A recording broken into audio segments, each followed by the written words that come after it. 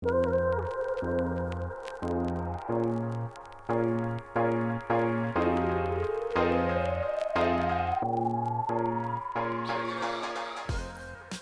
à tous et soyez les bienvenus dans la famille. Soyez les bienvenus dans le podcast L'Esprit en Voyage. Je suis Fabien. Et je suis Eléa. Et c'est un immense plaisir de vous retrouver pour ce nouvel épisode. L'Esprit en Voyage, c'est l'aventure de la vie racontée par un frère et par une sœur séparés par pratiquement une décennie et 10 000 km. Alors c'est parti, faisons un bout de chemin ensemble. Comment ça va Eléa ? Bah écoute, ça va très bien, pleine d'énergie malgré la fatigue, mais voilà, I'm back. Ouais, de retour. De retour après une petite pause d'un peu plus d'un mois de ce podcast que Ouais, vous ne dernier verrez podcast, pas. on les avait enregistrés à l'avance en fait. Ouais. Et du coup, parce que tu t'étais absenté pour une cause d'accouchement. Donc, Exactement. Un petit détail. Un petit détail, voilà, de la vie. Exactement. Et là, c'est reparti comme avant. Donc, Voilà. Contente de revenir. Et donc ouais, on est en plein début plein milieu des vacances d'été, enfin en tout cas pour vous Français. Et début août là. ouais, exactement. Et donc voilà, on va vous préparer des belles choses pour la rentrée. Et ouais, trop bien. Et moi, je suis trop content parce que du coup, je t'avais pas eu en direct comme ça depuis un mois. En fait, Ouais, on podcast, s'est eu je pense. rapidement. Donc, ouais, c'est Ouais. cool. C'est Exactement, trop cool. T'as on plein de s'est eu choses rapidement. à nous raconter. On va en parler. Of course. On va en parler un Ouais, peu aujourd'hui. Ça va être super intéressant. carrément. Et toi, ouais, comment vas-tu ? Moi, ça va. Écoute, c'est la dernière semaine de travail pour moi avant les vacances, on va dire, officielles. Ouais. Bon, déjà, j'ai ralenti là.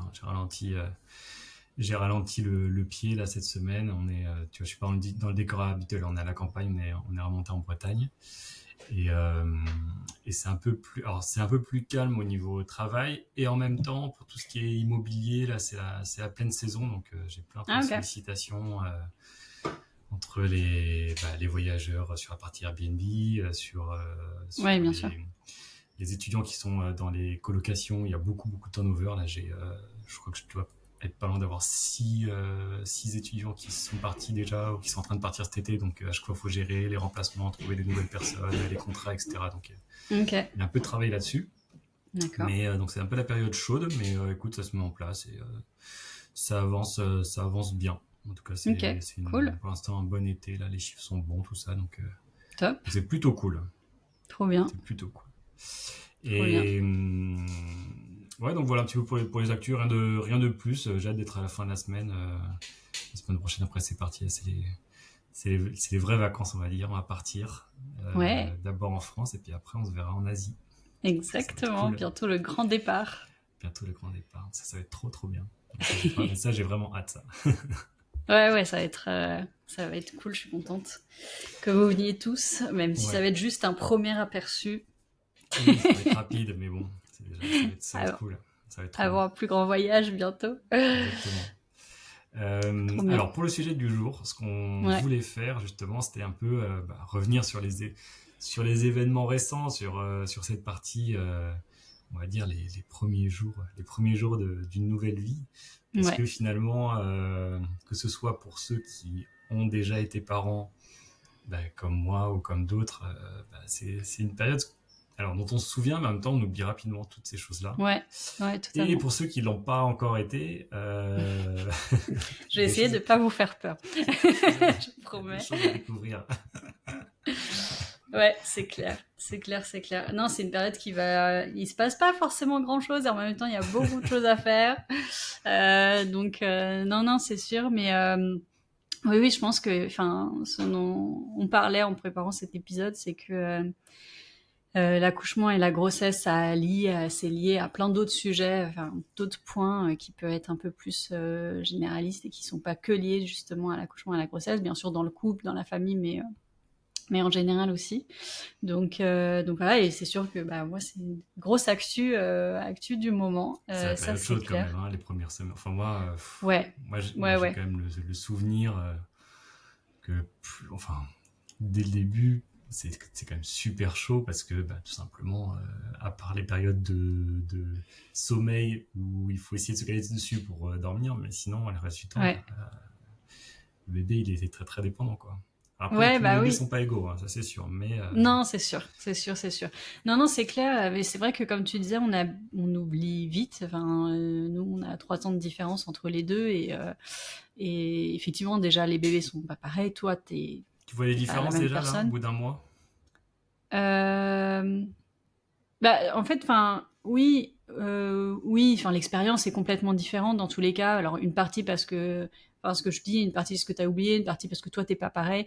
Enfin, tu vois, là, je vois que, alors, c'est marrant parce que quelque part, on a accumulé de la fatigue depuis 3 ans, donc là, les nuits, tu le Ouais. ressens, et en même temps, quelque part, le passage de je fais mes enfin le passage a été plus simple, je trouve. De J'ai l'habitude que mes nuits soient coupées, donc là elles sont encore plus Oui. coupées, mais bon voilà, plutôt qu'avant où j'avais des nuits tranquilles avant le premier, Oui. et t'apprends à devoir te réveiller, voilà, donc t'es moins fatigué pour le départ, mais en même temps tu t'apprends des nouvelles choses, et puis Ouais. t'apprends des nouvelles choses de manière générale aussi. Là c'est sûr que la grossesse et l'accouchement, où j'ai eu de la chance, tout s'est bien passé de manière générale, donc c'est vrai que t'es quand même beaucoup moins stressé. De toute façon, t'as moins le temps d'être stressé, clairement, en parlant aussi avec des Ouais. amis qui étaient enceintes de leur deuxième enfant. Enfin voilà, là, t'as pas le temps le soir de vraiment te reposer, ou le week-end, parce que t'en as un autre qui t'attend à la maison, Hmm. même si t'es juste, enfin, même avant l'accouchement. Donc c'est vrai que t'es un petit peu moins centré sur la grossesse que t'es en train de vivre, la découverte, des choses comme ça. Donc voilà, et donc c'est là aussi où après, une fois l'accouchement, il faut prendre le temps de vraiment se poser, de profiter de tout ça, malgré effectivement Hmm. les couches et les dodos et ce genre de choses. Mais oui, oui, là, un peu plus d'un mois, pour ceux qui n'ont pas d'enfants,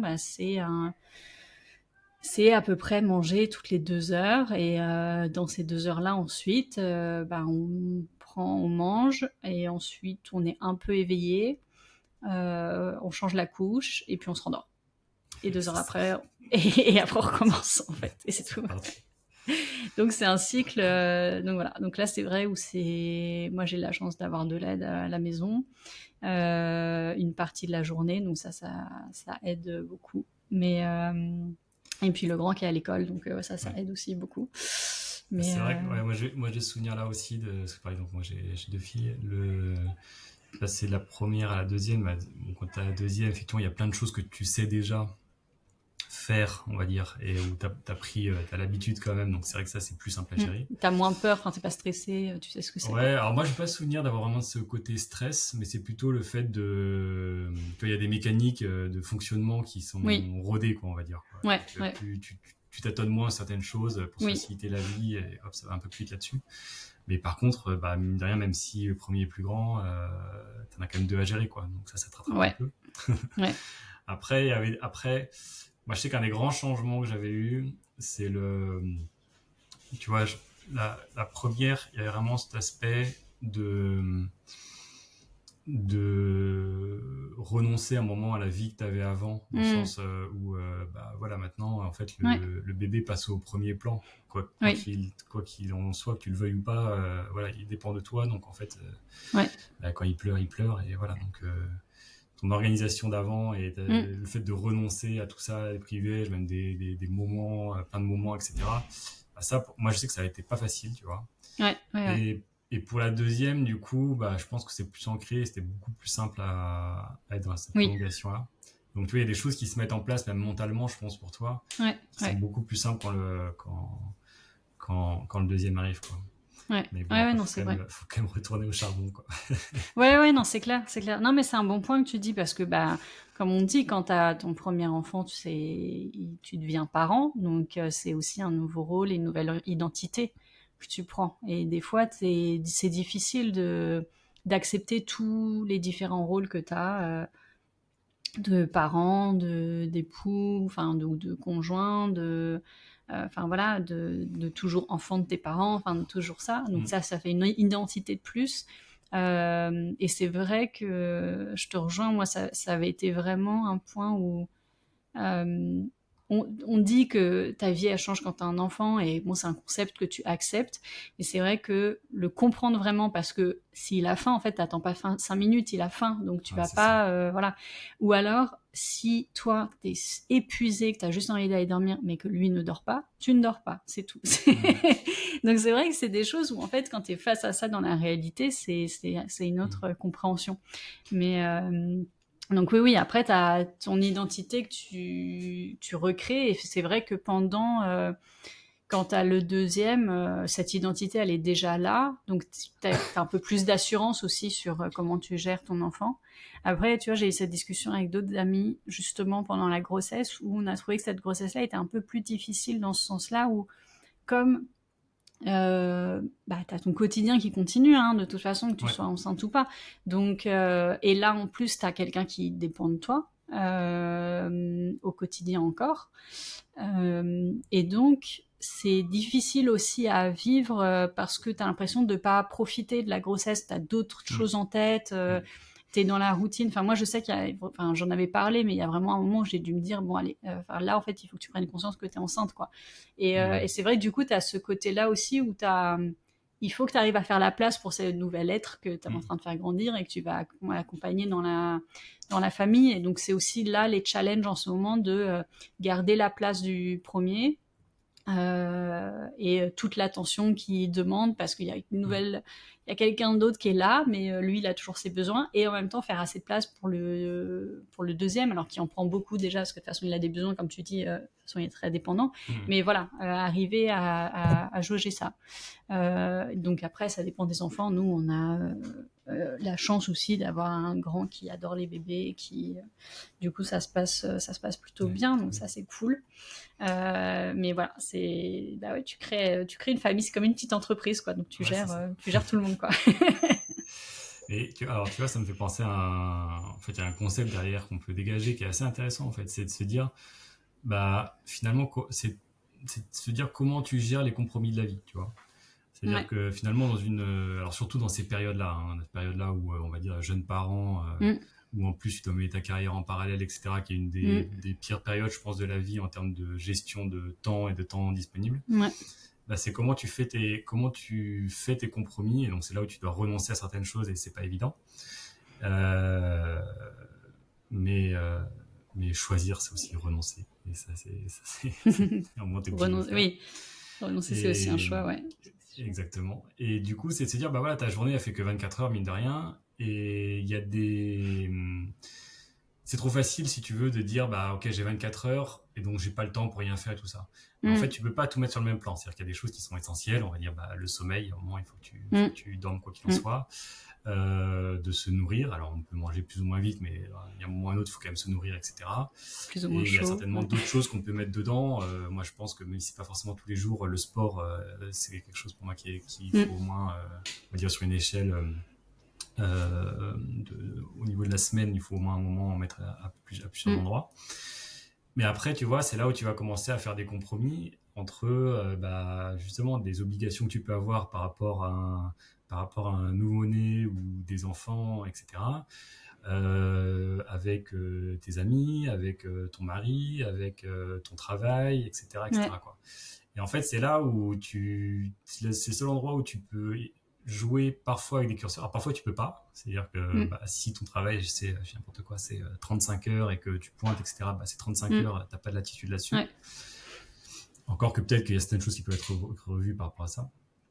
Mais après, c'est de dire, qu'est-ce que tu mets en premier, qu'est-ce que tu mets en dernier, quoi. Et c'est là où c'est pas évident à un moment de te dire, oui, quand t'es jeune parent, que ton bébé, d'un seul coup, il te prend tout ton temps, t'es obligé de faire bouger d'autres curseurs.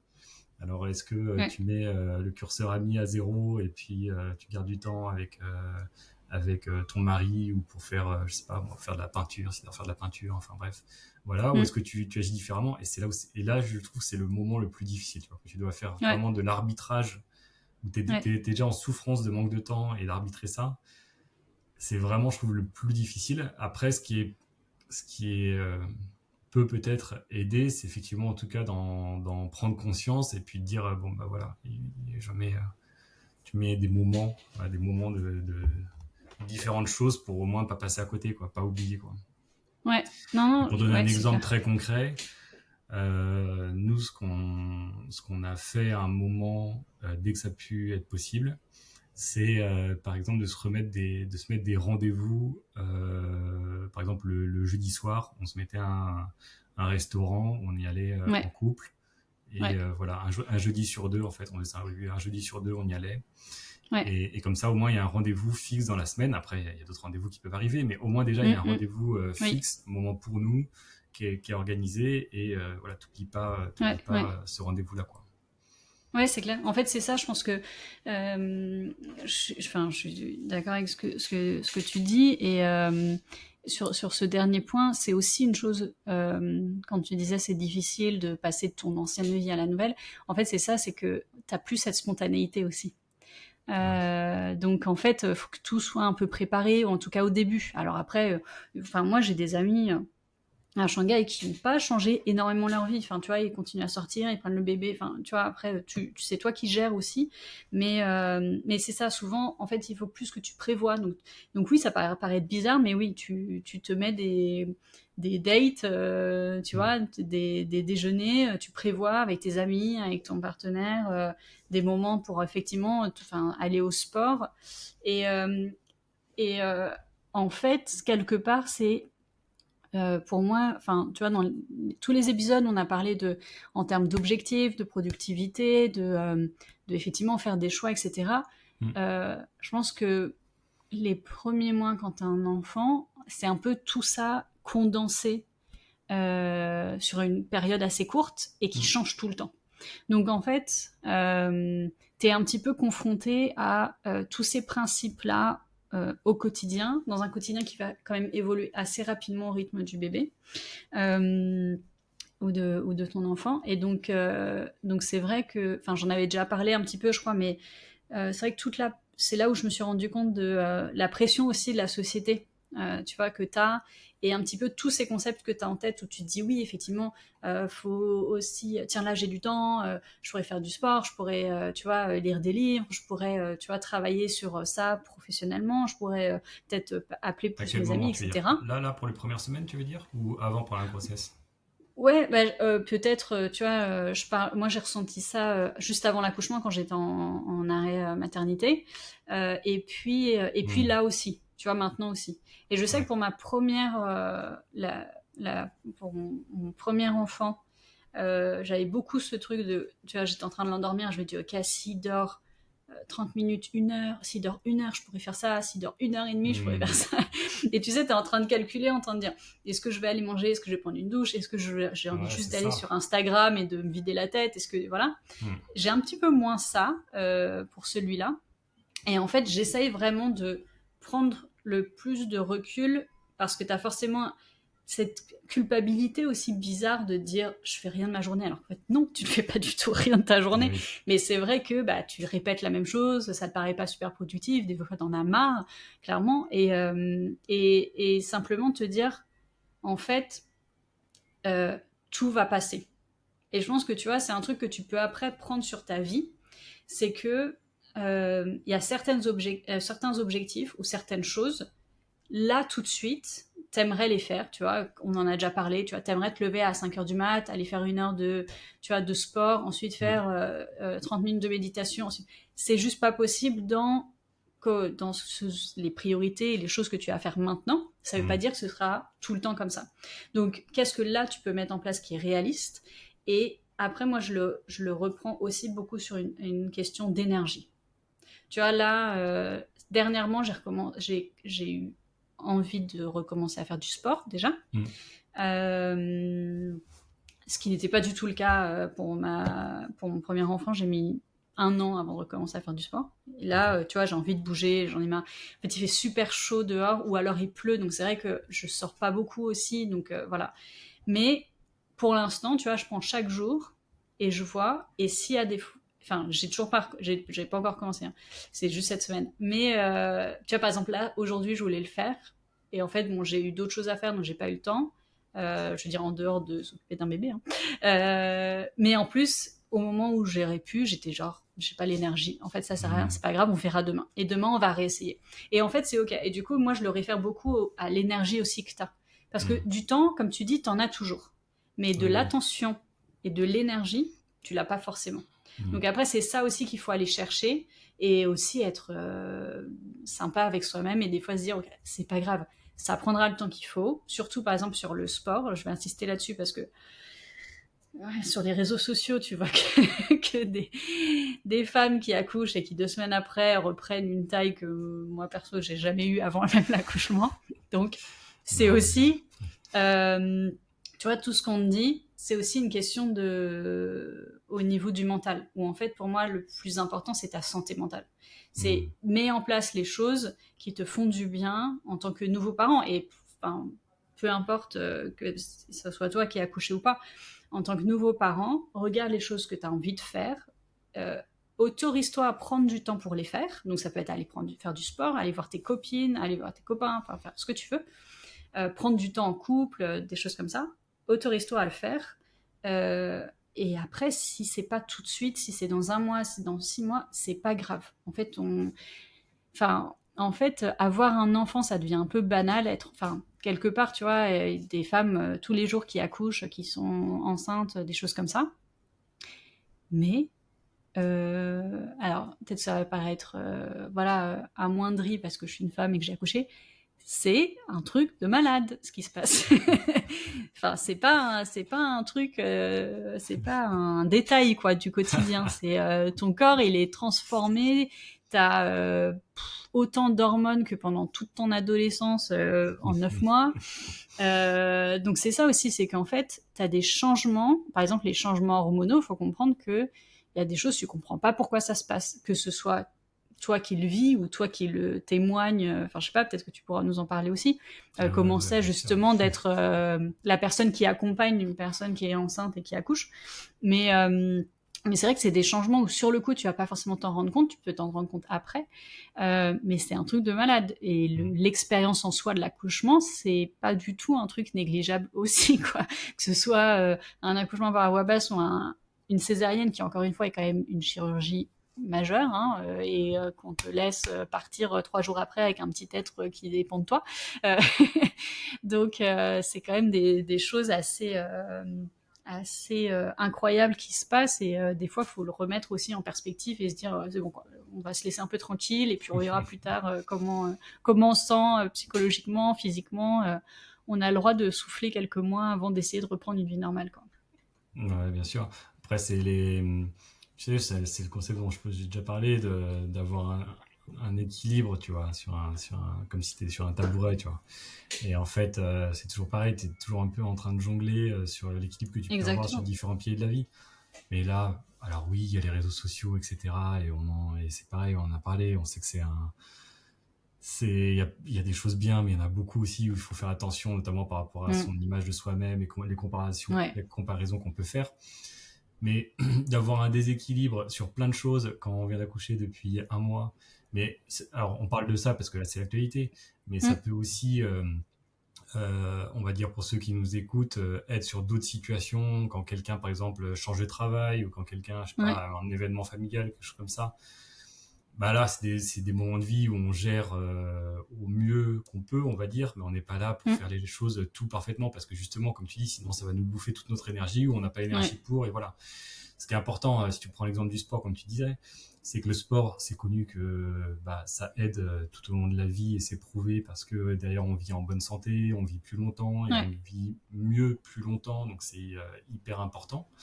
Maintenant, c'est pas parce qu'on s'arrête 1 mois parce qu'on a fait une grossesse ou même 6 mois ou une chose comme ça que tout est perdu, quoi. Bien au contraire. Si c'est pas le moment pour le faire, c'est pas le moment pour le faire, et voilà.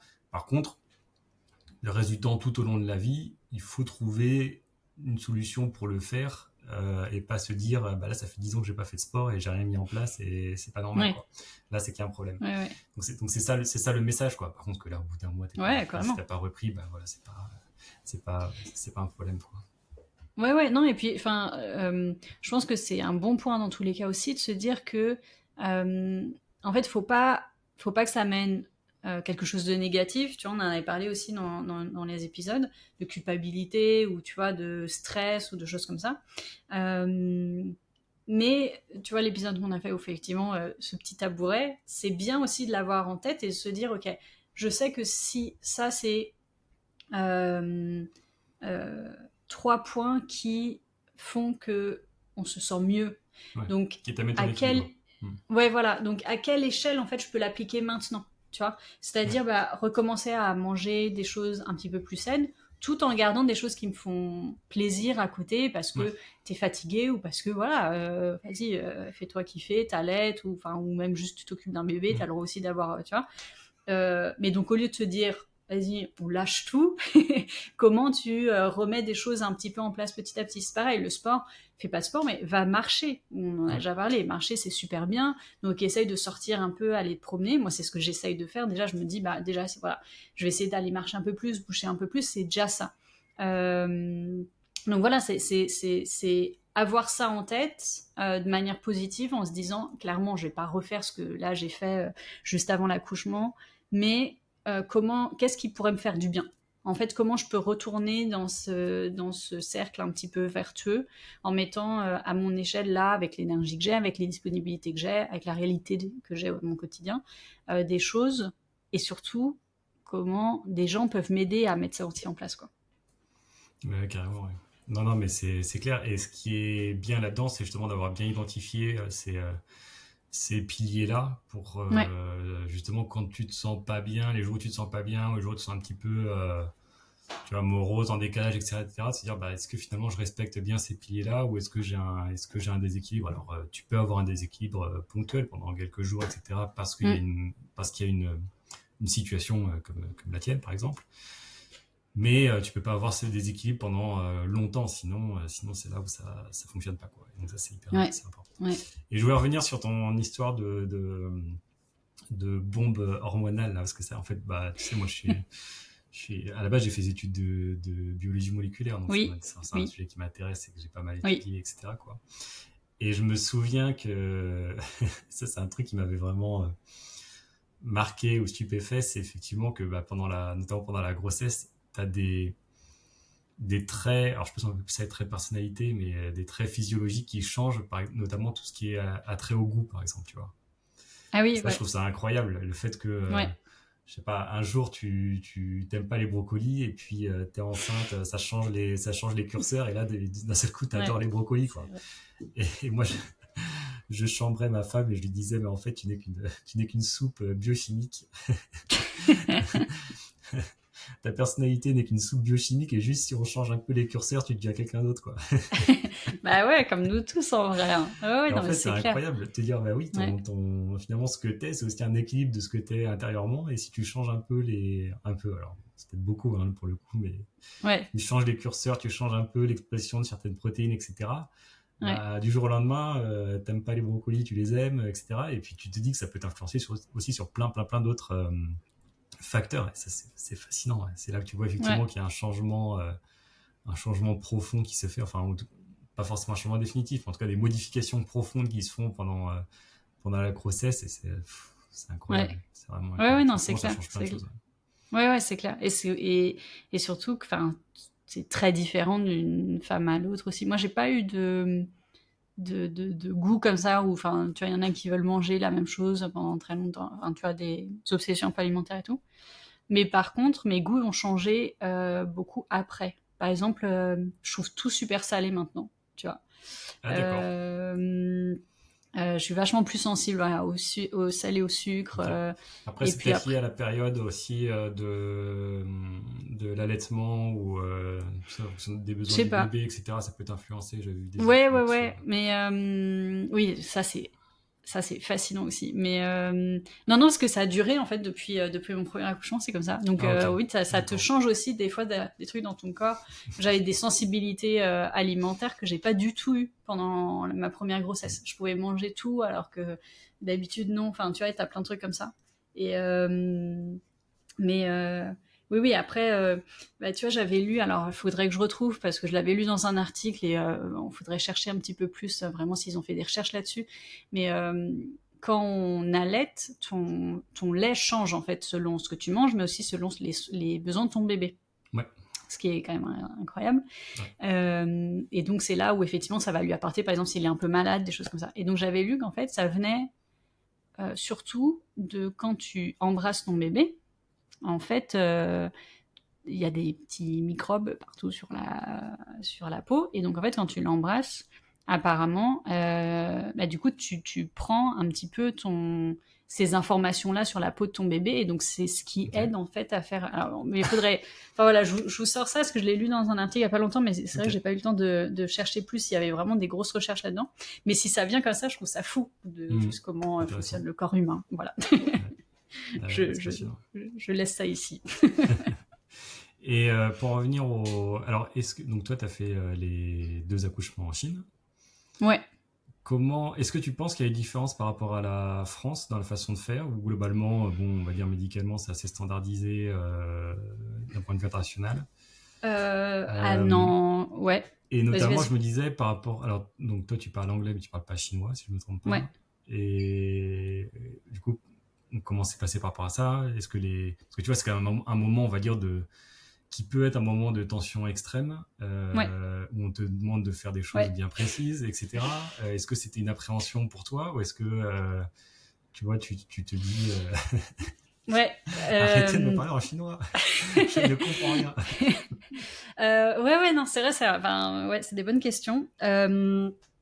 C'est des bonnes questions, ça a été différent sur les deux. Alors, il faut savoir que déjà, de manière générale, en Chine, je crois en Asie de manière générale, mais surtout en Chine, ils sont très césariennes. Donc, les femmes, souvent, elles demandent à avoir des césariennes directement. Il y a des pays, je crois que c'est au Brésil, t'es quasiment à 100% de césarienne. Je sais pas, en Chine, il y a des pays où c'est dans la culture, dans l'évolution, on va dire. Maintenant, et donc, médicalement, quasiment tout passe comme ça, quoi. Ouais, c'est ça. Et du coup, moi, ce qui m'avait... j'étais surprise, en fait, la première fois que j'ai appris ça, parce que pour moi, venant de France, c'était plus... t'as des césariennes un peu quand il y a besoin. Ouais, pas forcément que quand il y a un problème, mais bon, tu vois, je l'avais associé à quelque chose quand même comme ça. Et en fait, ici, ils aiment bien, parce qu'ils aiment bien aussi choisir quand est-ce que l'enfant va naître. Sur les dates, l'astrologie chinoise, machin et tout. Ah oui. Donc voilà. Et c'est pour ça que par exemple l'année dernière, qui était l'année du dragon, et le dragon c'est genre le meilleur signe astrologique chinois, t'as un pic de naissance parce que en fait ils essayent de calculer pour avoir un enfant qui sera un petit dragon. Ouais. Et puis c'est encore beaucoup sur l'enfant unique, non? Alors ça a été levé. Ça a été levé. Ça a été levé, il y a plusieurs années. Ils ont des problèmes de croissance démographique qui est plus lié aussi aux nouvelles générations qui, eux, sont les générations des enfants uniques et qui, en fait, sont là, non, j'ai pas très envie de me marier ni d'avoir des enfants. Donc, en fait, laissez-moi tranquille. Mais après, tu vois des familles avec... 2 enfants, un truc comme ça, mais c'est vrai que tu vois pas des familles, beaucoup de familles nombreuses, on va dire ici, ça c'est clair. Et donc pour répondre à tes questions, pour vous donner un peu un aperçu, alors moi j'ai fait façon expat, c'est-à-dire que j'ai fait ça dans une clinique privée ici. Donc ça veut dire que c'est un niveau...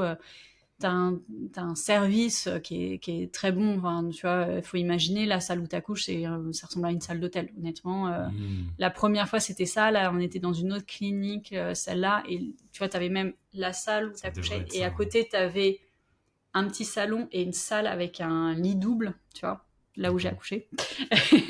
Donc, tu vois, c'est un standard, que tu payes. Ça coûte très cher.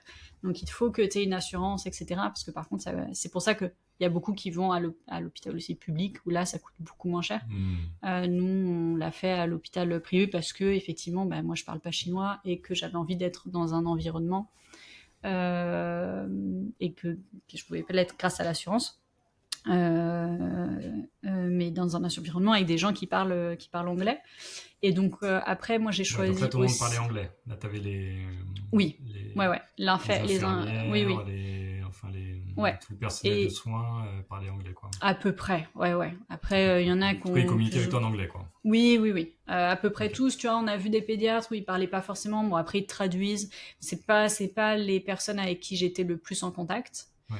Après, tu peux toujours traduire, et puis avec Google Oui, Traduo. Mais c'est surtout moi, c'était surtout sur le moment, tu vois. sur le moment, ouais.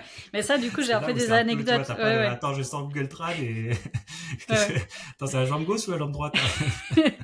Non, ça, j'ai un peu des anecdotes pour le coup. Donc, j'ai eu la même obstétricienne pour les deux, enfin, la même docteur pour les deux accouchements. Parce que justement, elle est, enfin, c'est une américaine, enfin, une chinoise américaine. Et donc, du coup, on va dire que ces méthodes correspondaient plus à voilà ce que j'attendais, et puis des méthodes un peu plus européennes, etc. Parce qu'après, voilà, selon les pays, tes restrictions, ce qu'on te dit par rapport à la grossesse, même juste à la grossesse, tu as les aliments que tu peux manger, pas manger, et par rapport à l'accouchement, c'est très différent. Ah Ouais, oui. parce que culturellement, c'est différent, etc. Mais donc du coup, ouais, non, c'était en anglais, ce qui m'allait bien. Enfin, j'arrive à gérer même dans le truc. Mais donc dans les anecdotes, parce que bah, pour le premier accouchement, c'était un peu plus compliqué, parce qu'il y a un peu des complications, etc. Il y a un moment effectivement où il me parlait anglais, et en fait, enfin, faut imaginer Ça que rentrait plus.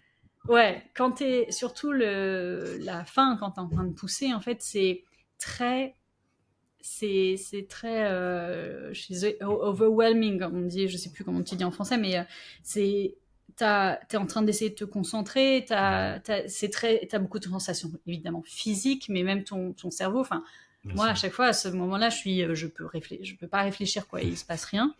J'ai juste envie qu'on me laisse tranquille, et voilà. Et du coup, il me parlait en anglais, et bah, j'étais avec mon mari, j'étais enfin, dis-moi en français ce que je comprenais. Mon cerveau, il faisait plus la traduction, alors que tu vois, il devait pas me dire des choses très compliquées, hein, mais juste il me disait que ça se passait bien et qu'il fallait continuer, mais juste c'était too much. Enfin, mon cerveau était déjà trop Trop occupé d'infos. par voilà trop de choses. Euh, et c'était un peu stressant à la fin parce que voilà, il y a eu un peu des complications avec le bébé, etc. Donc la docteure que du coup on connaissait bien, donc qui est américaine, donc qui parle anglais, qui connaît un peu des mots de français. Euh, Même elle était tellement à fond, un peu stressée, alors que, enfin voilà, elle a beaucoup d'expérience. Elle m'a parlé espagnol, tu vois.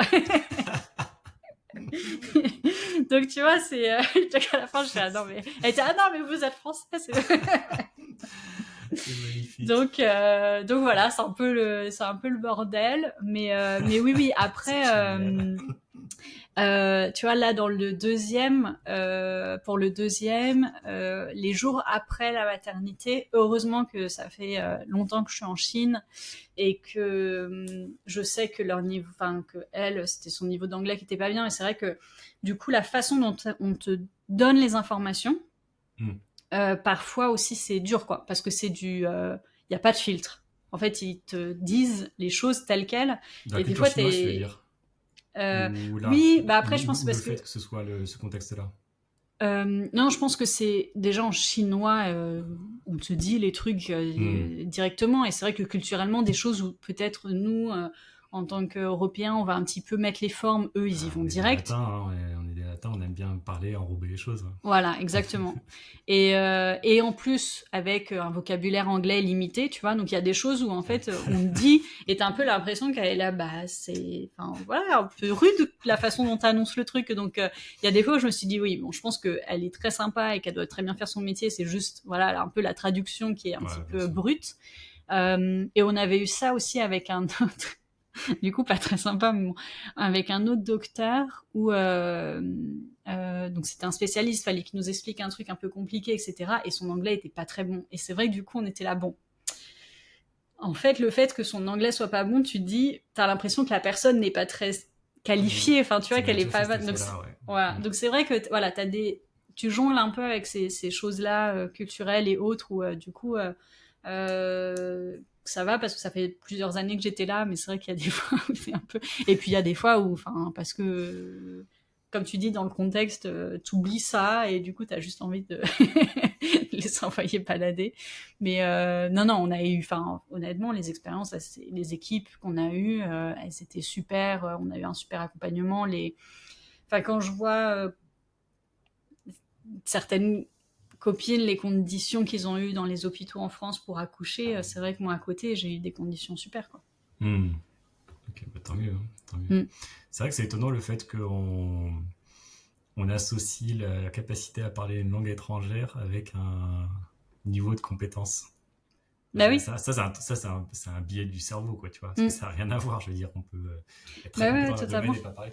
Et moi, Ouais. alors moi, j'ai déjà eu ça, mais pas forcément avec des docteurs, mais avec, je sais plus en quel contexte, bref, mais de, de me rendre compte que j'associais un peu ça, quelqu'un qui galérait à parler dans une langue étrangère, et me dire, et tu vois, de lui perdre des points de crédibilité Ouais. par Ouais. rapport à un savoir supposé de ça.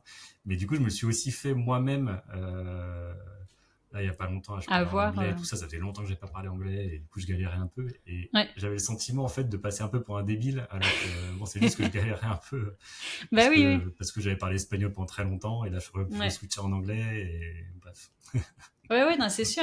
Mais et puis après, en France, on est beaucoup comme ça aussi, quoi. Les langues, enfin, on n'est pas très sympa avec, tu vois, les gens Ouais, c'est qui pas faux. Ouais. essayent de s'entraîner. Enfin, on a un peu cette culture où si tu parles pas très bien tout de suite, voilà. Ouais, Parce que c'est tu vrai. vois, c'est pareil, je me suis rendu compte ici en travaillant avec différentes nationalités, euh, en parlant tous dans un anglais bon, qui est pas forcément super. Et des fois, je dis à mes collègues américains, je dis, mais, enfin, faut imaginer, t'es dans un environnement où que des étrangers parlent français et parfois pas ouf, tu vois. Ouais. Et tu te dis, mais c'est fou parce que eux, ils sont habitués, ceux qui parlent en anglais, d'avoir que des gens qui parlent anglais approximativement, tu vois. Mais c'est marrant ce que tu dis, ça me fait penser à, je sais pas si tu connais la série Modern Family. Je sais pas Oui. pourquoi je pense à ça. Et t'as un moment là, t'as une belle-mère qui est, je sais plus, d'Amérique du Sud, je sais plus dans quel pays. Et elle dit ça à son mari, elle dit, parce qu'elle essaye de parler Ah oui, oui, oui. anglais, mais elle a un peu un accent, des fois elle se Oui, trompe et tout. Elle dit, mais tu te rends pas compte comment en espagnol je suis intelligent, à quel point je oui, suis c'est intelligente en vrai, je m'en souviens de espagnol. ça. Ouais. Et c'est exactement ça en fait. C'est vrai que ça t'enlève certaines choses quand tu gères pas, et en même temps c'est ok de faire de ton mieux et d'essayer. Enfin ici par Ouais, contre, ouais. tu vois, par exemple en Chine, dès que tu parles 3 mots de chinois en tant qu'étranger, ils sont là, waouh, trop bien et tout. Tu vois, ils sont vachement. Donc c'est une question de culture aussi. Effectivement, en France, on laisse pas trop la chance à ceux qui parlent pas français très bien, quoi, ou même anglais ou autre. En anglais, ouais. Ouais, c'est clair, c'est clair. Ok, top. Bon, alors là, donc, du coup, t'es rendu à un mois. C'est quoi les prochaines étapes, là? Tu connais déjà la feuille de route, là, normalement, c'est le moment où tu reprends un peu plus de temps pour toi, ou faut attendre un peu? C'est quoi les... Ouais, oui, oui, là, je m'autorise parce que aussi, je commence à avoir un peu plus. Enfin, non, la réalité, c'est que là, je m'autorise à, tu vois, par exemple, à prendre voilà, 1 heure et demie pour aller faire un podcast.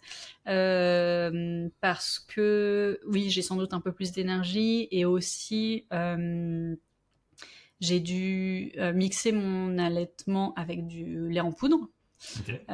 Donc ça c'est pareil, hein, la grossesse c'est un premier truc, l'accouchement c'est un autre truc, l'allaitement on n'en parle pas beaucoup, mais c'est Ouais, c'est encore un autre épisode quoi de la ouais, série. ouais, ouais, ouais. C'est aussi assez hardcore, mais donc voilà, donc le fait que quelqu'un d'autre puisse le nourrir fait que là je puisse être 1 heure et demie sans bébé Ouais. quelque part, donc ça c'est cool parce que tu peux prendre voilà, aller prendre un café avec une copine, manger dehors un peu, des trucs comme ça, donc ça c'est assez sympa. Bah, Donc voilà, l'allaitement, ça ouais, se met en enfin, place. moi, tu vois, a posteriori, on a fait pour les deux.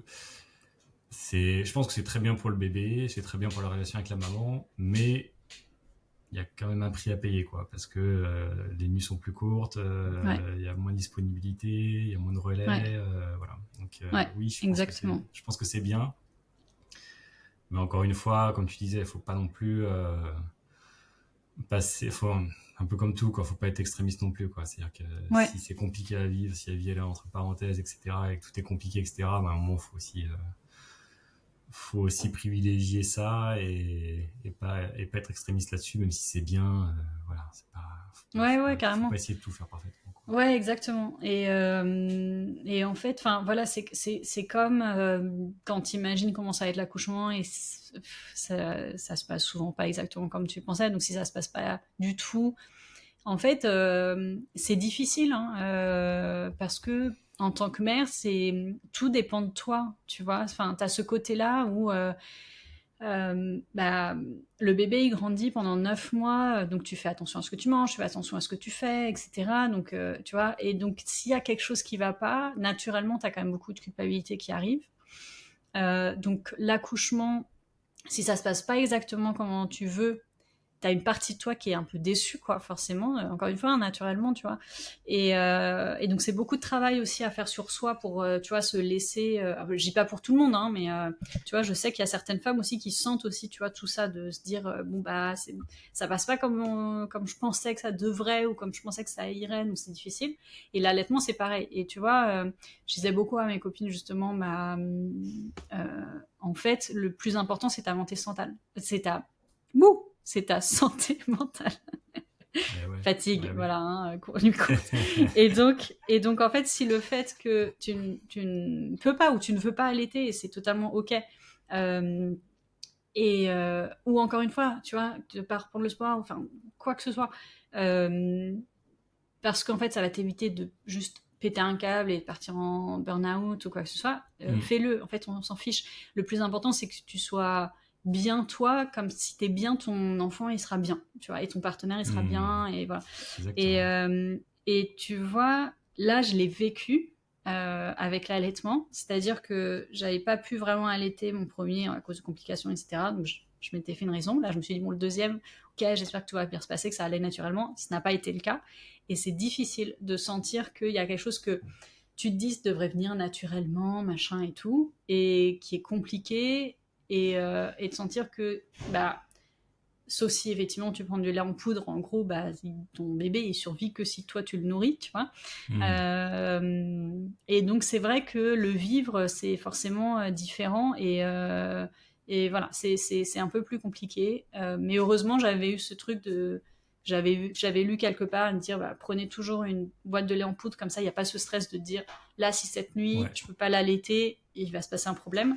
Donc voilà, ça s'est bien passé, et maintenant avec le recul, évidemment que c'était la bonne solution, mais ça a été une solution difficile à prendre sur le coup, parce que tu as aussi un peu l'ego de ton identité de parent, et je pense que ouais, ça, tu l'associes à plein de choses dans ta vie, quoi. ouais. Des La fois, tu as projection, une, ouais. voilà, t'as une idée en tête de comment ça doit être, que ce soit par rapport à la parentalité, je pense qu'on peut faire 40 000 épisodes là-dessus, mais même d'autres choses dans ta vie, professionnellement ou autre. Et voilà. Et des fois, en fait, c'est juste faut laisser tomber, quoi. Faut juste laisser, et c'est ok. Et il n'y a pas de bataille à avoir, quoi. Parfois, c'est juste la bataille, c'est juste laisse faire comme ça doit être. Juste prends soin de toi, et ce sera le plus important, parce que ça sert à rien de commencer à se pourrir la vie pour quelque chose où tu as une autre solution qui est aussi très bien, quoi.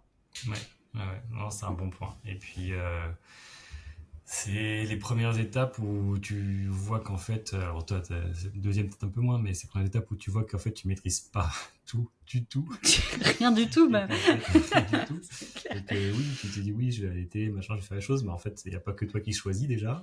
Il y a Ouais, pas, pour y arriver, il ouais, faut y arriver à deux, oui, et exactement. voire à trois, je dirais même. Il faut Ouais, que tout le monde soit ouais. d'accord dans le couple et puis avec l'enfant. Et c'est un des premiers moments peut-être où justement tu te retrouves un peu en situation d'échec quand ça marche pas dans la parentalité, quoi. Donc Mm. forcément, bah, ouais, c'est ce que je disais au début, c'est dans les premières choses sur lesquelles tu dois faire des concessions, des choses comme ça, ou revoir un peu tes plans, bah celui-là c'est vraiment un des premiers quand ça se met pas en route facilement tout seul, Ouais. et voilà, donc forcément c'est pas Ouais, évident. ouais, exactement.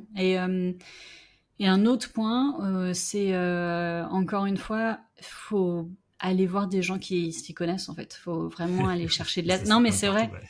Ouais, et ouais, c'est ça exactement. En fait, tu sais, tu te dis toujours, non, mais ça c'est bon, je vais pouvoir le faire tout seul, ou des fois, pour plein de raisons. Enfin, tu vois, j'ai envie de dire, là, on avait cette discussion-là avec mon mari sur des services professionnels, tu vois, Ouais, c'est un où, truc de fou. euh, où Il y a les trop de gens, gens ils te disent, qui demandent pas de conseils et d'aide.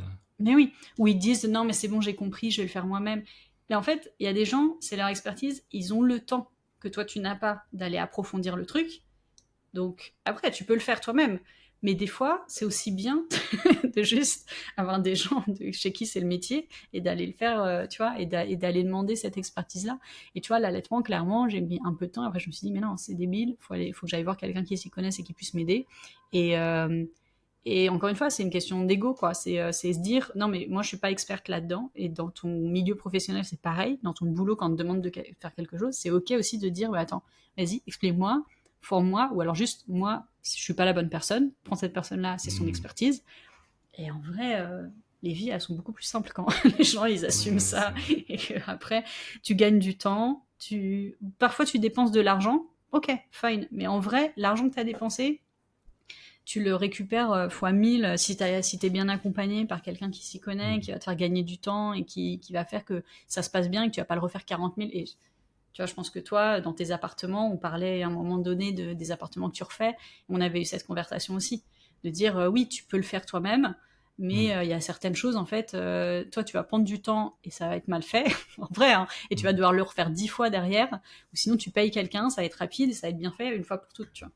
Ouais, et puis tu gères. Non, mais alors, c'est vrai qu'on a cette résistance souvent à déjà demander, même sans parler d'argent, tu vois, juste à demander de l'aide et à demander un petit peu. Souvent, on a un peu cette résistance comme si demander de l'aide, ça montre qu'on sait pas, tu vois, et on est un peu en situation à faire. Donc, c'est vrai qu'il y a un peu ce blocage mental qu'on peut avoir parfois à demander de l'aide. Et même, et moi, je peux avoir encore parfois, mais c'est vrai que maintenant, je demande beaucoup d'aide. Et je sais que j'ai une grande attention, tu vois, justement, à essayer d'être entouré de personnes qui peuvent m'apporter des choses. Je suis un peu dans les domaines les domaines dont j'ai besoin le plus régulièrement, tu vois, d'avoir vraiment des personnes identifiées à qui je demande de l'aide régulièrement, tu vois. Et après, c'est vrai que payer des gens pour justement t'aider ou des services, des choses comme ça, ou en tout cas même pour t'aider à apprendre un truc ou faire quelque chose, même si tu as pu le faire toi-même, tu vois. Franchement, j'ai rarement été déçu. J'ai rarement été déçu et souvent j'ai eu un retour sur investissement, même pour des sommes très élevées que j'ai pu payer. Généralement, en fait, je me rends compte qu'à chaque fois, tu récupères largement cette somme-là. Et du coup, ça t'incite plutôt à l'inverse, de dire, en fait, ouais, ok, je suis prêt à payer ça parce que je sais que derrière, je vais avoir un retour sur investissement. Et même, ça te force presque à avoir le retour sur investissement, tu vois. Oui, c'est clair. Bah oui, c'est un engagement aussi, en fait, du coup. Que tu prends, parce que ce qu'on disait, hein, tu dépenses de l'argent, donc t'as envie. Mais même si tu dépenses pas d'argent, en fait, de montrer, d'accepter de demander de l'aide, c'est peut-être montrer une part de vulnérabilité, mais c'est comme ça que tu fais des liens aussi avec d'autres êtres humains. Donc ouais, c'est clair. On a pris le temps et j'aurais voulu avoir plus ton retour de toi. Comment tu as vécu justement la parentalité, les grossesses et tout, mais ce serait pour une autre fois. Ce sera pour un autre épisode. Ouais, on en reparlera parce qu'on va pouvoir en reparler sur les prochaines aventures qui t'attendent. T'en as encore pas mal. Oui. C'est pas fini. Ce n'est pas fini, c'est juste le début. C'est que le début là. Non, mais c'était top d'avoir ton retour, c'est hyper intéressant parce que c'est vraiment les premiers, l'accouchement, ces premiers moments-là. En fait, c'est des moments incroyables ou compliqués aussi. C'est un mélange de tout, hein, en vrai. Non, mais faut s'autoriser à dire ça me saoule. Ouais, exactement. Et en même temps, c'est des moments, mais incroyables, les tout premiers moments. Là, ils commencent à faire des sourires et tout.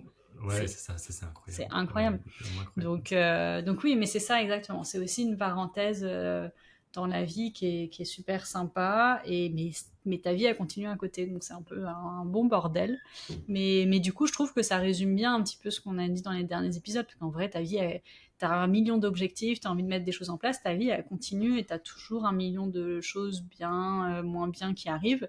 Donc après, c'est une question d'équilibre. C'est ça.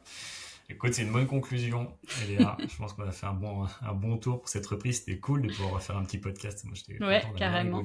On va continuer. Yes. Écoute, je t'embrasse fort. Je salue tous nos auditeurs aussi. J'espère que tout le monde va bien. Et puis, écoute, je vais te laisser le mot de la fin, mais c'est vrai que c'est encore plus que les autres moments de la vie. C'est vrai que c'est un moment où on doit faire plein de compromis, plein de choix. Et finalement, si on lève la tête, c'est un peu l'histoire de la vie, de se dire, voilà, dans une journée, on a 24 heures, mais finalement, on retire des choses comme le sommeil, comme la nourriture, le sport, choses-là. Donc, il nous reste beaucoup moins finalement dans notre journée. Donc, quels sont les compromis que vous faites dans vos journées? Comment vous organisez votre journée?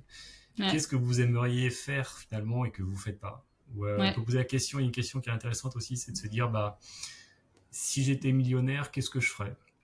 Tu vois, s'il n'y avait pas cette contrainte d'argent, s'il n'y avait pas cette contrainte-là, parce que la contrainte de temps, tout le monde l'a, quoi. Qu'est-ce que je ferais? Et finalement, parfois, on se rend compte on peut faire des choses, on a envie de faire des choses et on n'a pas besoin d'être millionnaire du tout pour les faire, ou milliardaire. Et c'est de se dire, finalement, est-ce que dans mes compromis de vie ou de temps que je peux faire, finalement, est-ce que je peux pas simplement faire ces choses-là et les insérer dans ma routine à un moment ou à un autre? Et finalement, on se rend compte que souvent on peut, quand on l'organise, quand on peut se mettre des rendez-vous à soi-même, se dire, tiens, le lundi de telle heure à telle heure ou le samedi de telle heure à telle heure, c'est mon rendez-vous et je vais faire ce que j'ai envie de faire. Et ça, c'est au moins y réfléchir. Et au moins aussi. Réfléchir. Ouais. J'ai vu pour finir, j'ai vu un post récemment qui m'a fait marrer. C'était un post qui disait: si votre vie était un film, qu'est-ce que le public serait en train de crier devant l'écran? Donc tu sais, ces films où tu sais là, mais évidemment qu'il faut que tu quittes ce travail, ou évidemment que tu quittes. Attention, le méchant il est derrière la porte, tu vois, des choses comme ça. Et donc, qu'est-ce que le public, c'est quoi le truc le plus évident où en fait on est en train de se le cacher à soi-même, mais en vrai, si on était en train de regarder le film de notre vie, on serait là: oui, non, mais effectivement, ça fait sens qu'il faut que je lâche tout et que je me barre. Voilà. Donc, voilà, je trouvais que c'était une façon marrante d'essayer de se mettre un petit peu les choses en face de soi-même. Voilà. Ouais, trop bien. Tu sais quoi, on va s'arrêter là-dessus, comme ça, moi, je vais réfléchir. C'est un super truc. Voilà. Et on va se dire, vous nous mettez le titre du film qui correspond à votre vie. Trop bien. Et écoutez, merci à tous. Trop contente d'être de retour. Et on va vous réserver des super sujets. Comme d'habitude, vous commentez, partagez, likez, abonnez-vous partout. Faites-nous, aidez-nous à être un peu plus visibles avant qu'on reprenne à fond. Voilà. Et n'oubliez pas que le meilleur chemin, c'est celui que vous choisissez. À bientôt. À bientôt. Bye bye.